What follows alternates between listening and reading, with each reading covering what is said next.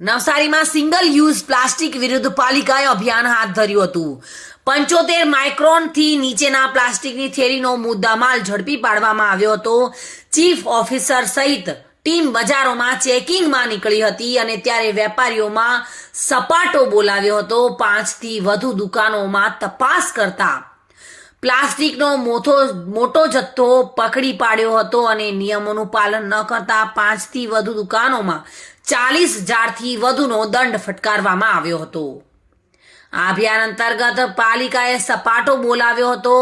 પાલિકાની ટીમ તમામ બજારની દુકાનોમાં તપાસ હાથ ધરી હતી અને 75 માઇક્રોનથી નીચેના પ્લાસ્ટિકની થેલીઓને જપ્ત કરી હતી। સિંગલ યુઝ પ્લાસ્ટિક વિરુદ્ધ પાલિકાએ અભિયાન ચલાવ્યું હતું। લગભગ 5 થી વધુ દુકાનોમાંથી ગેરકાયદેસર પ્લાસ્ટિક મળી આવતા તેને જપ્ત કર્યું હતું અને નિયમોના ભંગ કરતા વેપારીઓને 40,000 થી વધુનો દંડ પણ ફટકાર્યો હતો। નવસારી વિજલપુર નગરપાલિકા દ્વારા સિંગલ યુઝ પ્લાસ્ટિકના જે વેપારીઓ છે એમની વિરુદ્ધ કાર્યવાહી કરવામાં આવી રહી છે। બિકોઝ સિંગલ યુઝ પ્લાસ્ટિકનો જે વેસ્ટ છે એ શહેરની સ્વચ્છતા સામે ખૂબ જ મોટું જોખમ છે અને જ્યાં સુધી સિંગલ યુઝ પ્લાસ્ટિકના વપરાશ પર પ્રતિબંધનો અમલ કરવામાં ના આવે ત્યાં સુધી કોઈપણ શહેરને સ્વચ્છ રાખવું ખૂબ જ ડિફિકલ્ટ છે।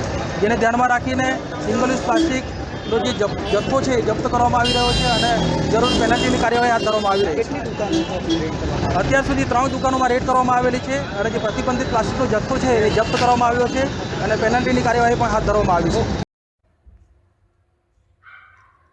ચંદ્રકાંત ધવલ સાથે bureau report, today Gujarati news.